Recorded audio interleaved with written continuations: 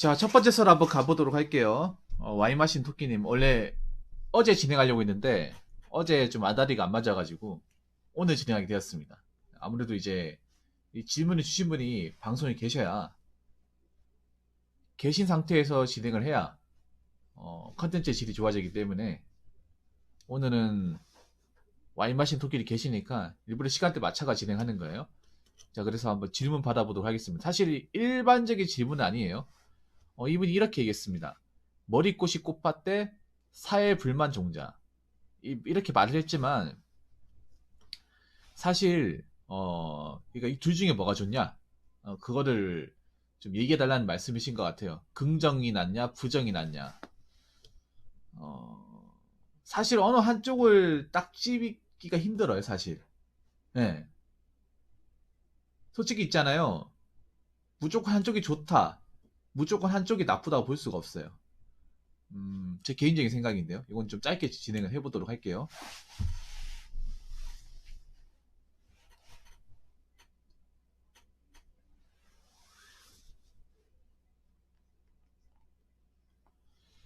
음, 나이가 어릴 때는,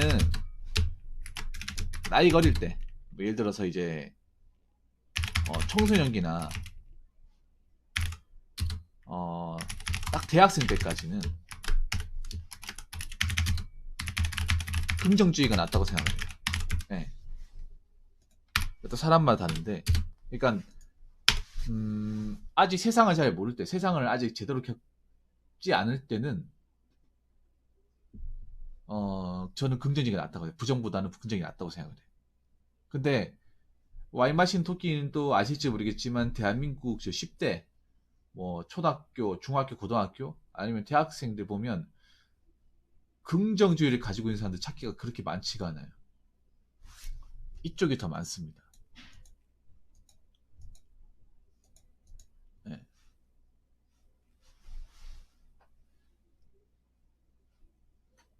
왜냐하면 가장 인생에서 좀 행복한 나이라고 생각합니다.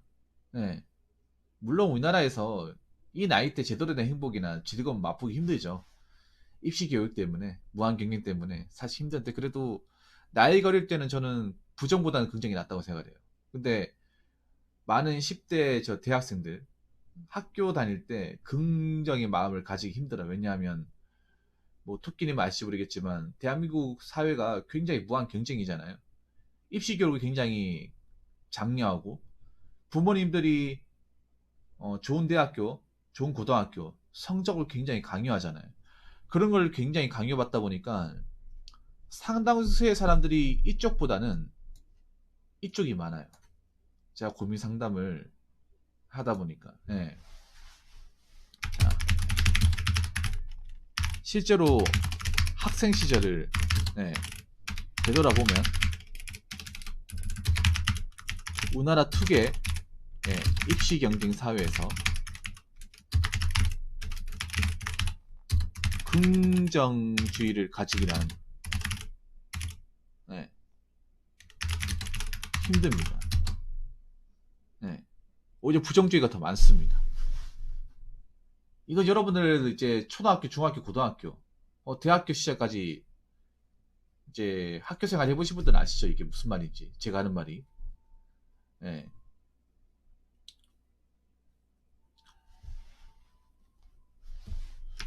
그리고 두 번째, 사회생활을 시작하거나 사회생활을 해야만 하는, 해야만 하고 나이를 좀 먹었다면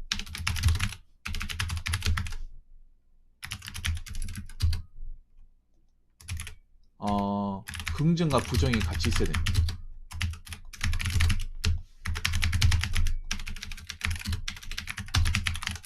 저는 무조건적인 긍정도 안 좋다고 생각해요. 왜 이게 긍정이 과한 게 안 좋냐면요, 토끼님.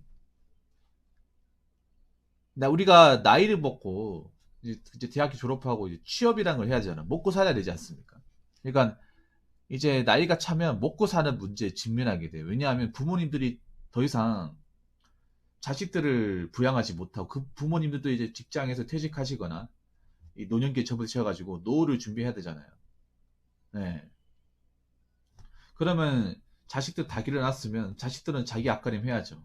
근데 그 앞가림 한다는 게 뭐냐 하면 뭐 사회적인 어떤 위치에서 자신의 어떤 입지를 다져야 되지 않습니까? 그게 바로 취업이죠. 네, 먹고 사는 거. 취업을 해야 먹고 사는 거니까. 근데 취업을 해서 먹고 살게 되면 현실적인 마인드를 가져야 됩니다. 네. 오히려 무한 긍정은 취업을 하거나 현실적으로 먹고 사는 이들한테는 좋지 않습니다. 네.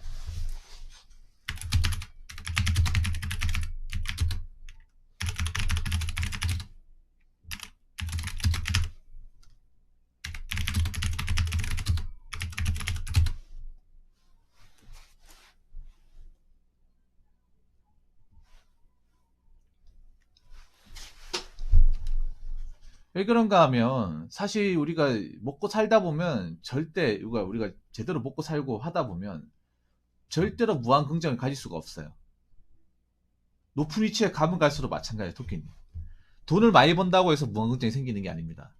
좋은 학교를 나왔다고 해서 무한 긍정이 생기는 게 아니라 더 이제 돈을 받는 만큼 내가 책임져야 될 것, 감당해야 될 것, 날 바라보는 사람들이 굉장히 많아져요. 그럼 내가 그거를 이제 책임지고 감내하다 보면 오히려 이런 긍정을 가지면 위험합니다. 위험해요. 뭔가 사회에서 돈을 많이 벌고 뭔가 전문적 일을 한다는 거 그만큼 내가 일을 못했을 경우에 일을 그르쳤을 경우에 감당해야 될 게 굉장히 많다는 거예요. 예. 예를 들어서 의사분들 같은 경우 의사분들은 무한 긍정 가지면 안 되는 직업이에요. 왠지 아세요? 물론 긍정 환자가 있잖아요. 환자한테 좋은 말 해야겠지. 근데 어, 오히려 있잖아요. 저는 그렇게 생각해. 너무 긍정적으로 생각하게 되면 의학적으로 실수하게 되면 굉장히 사회적인 책임이 많이 따는 직업이잖아요. 그리고 그 병원 같은 환경이 절대로 긍정의 마음을 가질 수가 없어요. 네. 왜냐하면 환자분들이 굉장히 고통스러워하고 고통의 나라를 보내고 있고 그 병원 가족들이 힘들어하고 그리고 소란 피우는 사람도 있고 이렇기 때문에 무한 긍정 오히려 독이 돼요. 현실을 회피하는 게 되잖아. 예.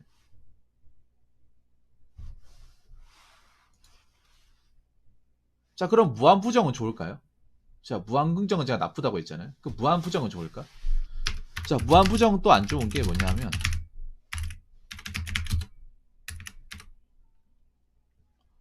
무조건적으로 사회를 삐뚤게만 생각하는 사람이에요.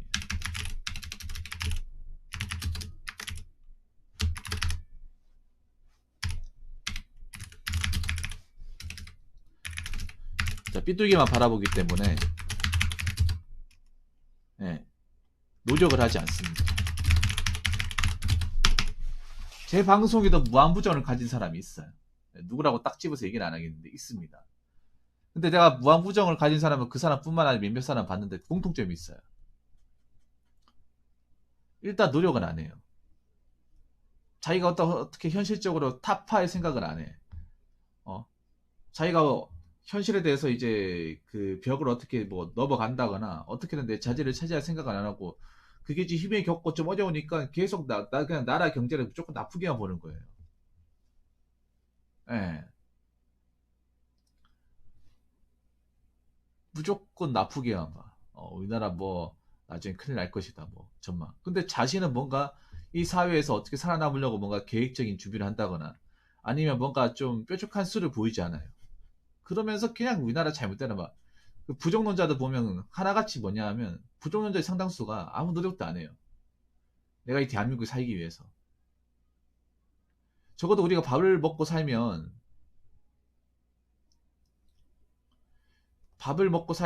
무조건적인 부정하면 힘들어요. 왜냐하면 생각해보세요. 예를 들어서 그런 거예요. 뭐 비니빈 부익부라고 해서 부자는 계속 부자가 되고 가난한 자는 계속 가난한 자가 되는데 이거 어쩔 수가 없는 거예요. 이걸 뭐 어떻게 뚫어고칠 수가 없어. 경제관념으로 비춰봤을 때. 우리나라는 자본주의잖아요. 당연히 자본이 많은 사람이 유리하죠. 할 수 있는 것도 많고. 자본이 없으면 당연히 불리하고, 할 수 있는 것도 굉장히 제한적이죠. 그걸 모르는 사람 없을 겁니다. 대한민국 사회에서. 그런데, 그러면 그 좀 한정된 자원 안에서 노력하면서 어떻게 먹고 살 궁리를 해야 되는데, 이 무한 부정론자는 어떠냐면, 무한 부정론자는 어떠냐면, 자기가 어떻게 노력을 안 하면서 불만을 엄청나게 많이 가져요. 자기가 좀 더 노력해가 지금 환경보다 조금 더 나은 환경을 가야 되는데 자꾸 뭔가 안 좋게 생각해. 뭐 이렇게 얘기해요. 에이, 우리 같은 사람 돈 모아봐야 뭐하냐. 이거 돈 모아가 내 집 마련 할 수 있겠냐? 에이, 우리가 버는 돈이고 돈도 아니야 이거는. 그러면서 뭐 저축이나 아니면 이 총잣돈의 가치를 굉장히 절하시켜요. 그러면서 에이, 어차피 한번 사는 거 그냥 뭐 지르고 살자, 내가 뭐시 부귀영화 누리는 것도 아니고, 그러면서 자기가 소비하는 걸 굉장히 합리화시킵니다. 이 무한 부정란자는 어디서 많이 볼 수 있냐면 좀 가난한 환경 사는 그런 사람들 보면 좀 알 수가 있어요. 무한 부정란자는 보면 어떻게 자기가 노력을 해가지고 이 환경을 타파한다거나 벗어날 생각을 안 해. 그냥 이 환경에 취해가지고 빠져가지고 에라이 인생 될 대로 되라는 식으로 어 어차피 이렇게 태어난 이상 노력해봐 의미가 없다, 그냥 단정을 지어버려요. 단정을 지어버려. 그리고 무조건 우리나라 뭐 미래나 뭐 어떤 그런 발전에서 다 나쁘게 봐요. 좋게 보는 게 하나도 없어. 네. 자, 그래서 그러면 무한 긍정도 나쁘고 무한 부정도 나쁘고 그 긍정 부정 둘 다 나쁜 거냐? 아닙니다. 자, 여기서 얘기하는 거는, 자, 와인 마신 토끼니 잘 들으세요. 현실적인 마인드를 기본적으로 가지고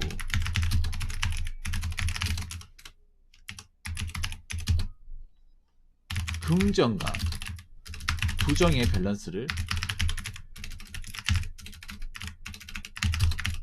네, 맞춰야 합니다. 무슨 말인지 아시겠어요? 이게 정말 중요해요. 긍정이 과하면 안 되고 부정도 과하면 안 돼. 우리가 현실적으로 살고 뭐 좀 현실적으로 세상이 부딪히다 보면 이 긍정과 부정의 감정이 같이 올 수밖에 없어요. 네. 긍정도 피해서는 안 되고 부정도 피해서 안 되고, 한쪽이 너무 과하면 안 돼요. 적당히 있는 게 좋아요. 부정이 아예 부정이 있다고 해서 그 자체가 막 나쁜 건 아니야. 왜냐, 우리가 현실적으로 사회에 살다 보면 당연히 부정적인 마인드 생길 수밖에 없어요. 왜냐하면 나는 쇠가 빠지기 일하는데 누구는 어? 고층 빌딩에서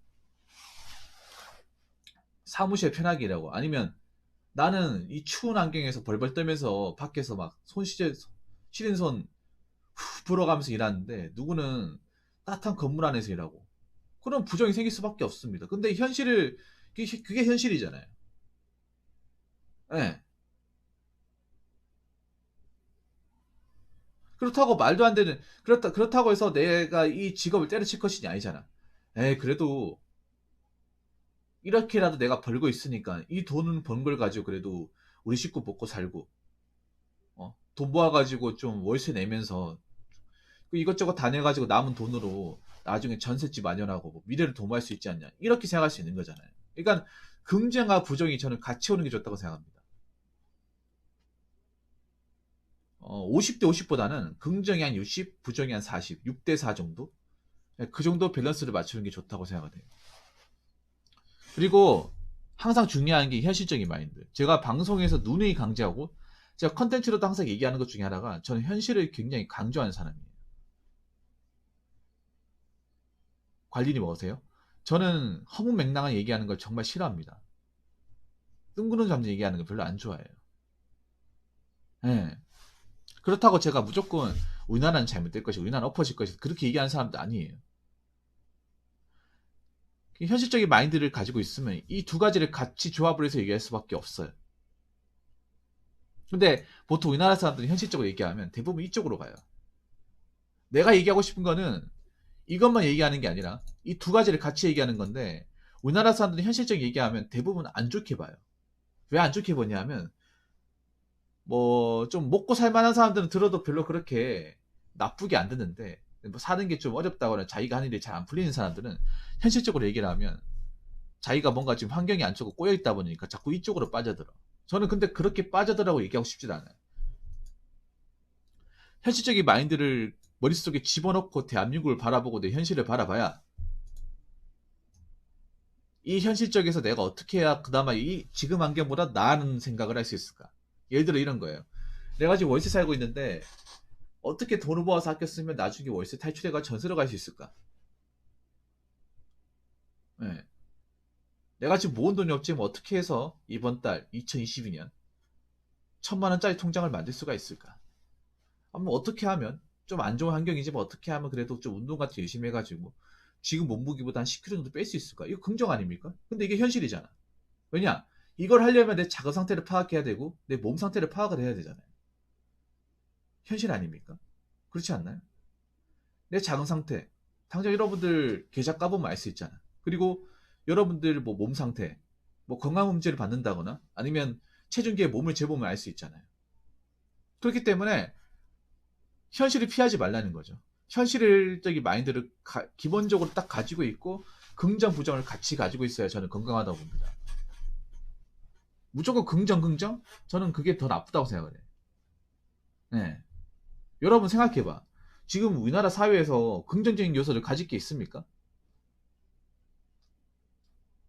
사실 너무 긍정을 가진다는 그런 거잖아요. 현실을 그냥 제대로 안 보고 똑바로 안 보고 이상적으로 살겠다는 거잖아. 근데 제가 이런 말씀 드릴게요.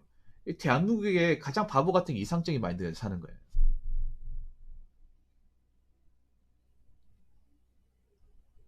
이상도 적당히 해야지. 이상이 아예 없는 것도 좀 문제가 있지만 너무 과하면 안 돼요.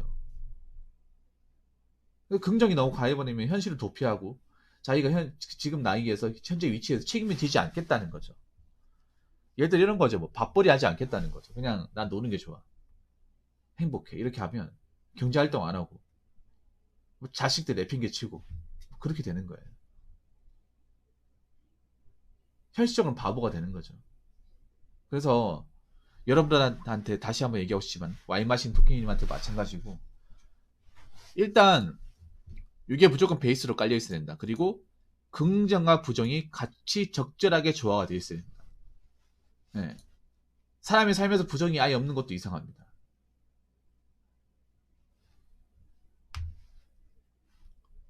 꿈이라는 것도 와인 마신 토끼님 잘 들으세요. 꿈을 꾸고 꿈을 가지는 게 나쁜 게 아니에요. 정말 좋은 겁니다. 좋은 건데 그 꿈이라는 것도 현실적인 꿈을 꿔야 돼요. 말도 안 되는 꿈을 꾸는 게 아니라 내가 지금 가난한데 부자가 되는 꿈 이런 거 꾸면 안 돼요. 왜냐 그거는 실현 가능성이 없잖아요. 실현 가능성이 있는 꿈을 꿔야 됩니다. 내 현실에서 조금이라도 나아질 수 있는 꿈을 꿔야 돼. 그 꿈이 내 현실과 너무나도 멀리 떨어져 있고 도저히 갈 수 없는 거면 그 꿈이 아니다. 그냥 헛개비다 헛개비. 꿈이 아닙니다 그거는. 잠깐 환각을 일으키는 거예요. 망상이 빠지는 거죠. 그 망상, 그러니까 구분하셔야 돼요. 나이가 먹을수록 우리는 현실적인 꿈을 꿔야 됩니다.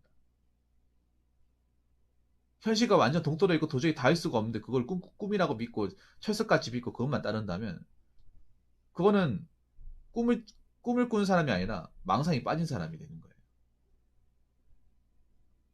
네. 우리가 언제까지 초등학생처럼 애기처럼 살 수 없잖아. 나이 먹으면 얼굴에 주름살 생기고 세월의 변화 느끼게 되고 나보다 나이가 많은 사람보다 나보다 나이가 어린 사람들을 더 많이 마주하게 되잖아요. 네. 그렇기 때문에 제가 드리고 싶은 얘기는 일단 현실적으로 기본적으로 살고 긍정과 부정을 같이 가지고 네. 너무 한쪽에 쏠리지 말고 힘들어도 그렇게 삽시다 여러분. 와이 마신 토끼님도 마찬가지. 저도 그렇게 살겠습니다. 네. 제가 지향하는 바가 그겁니다. 네. 현실적인 삶에 부딪히면서 좋은 것과 나쁜 것을 같이 가지는 거. 네. 아무튼 와이 마신 토끼님 제가 뭐 적절한 답을 드렸는지는 모르겠습니다. 네, 만족하셨으면 좋겠습니다. 네, 질문 주셔서 감사합니다. 자 이상으로 첫 번째 설 마치도록 하겠습니다.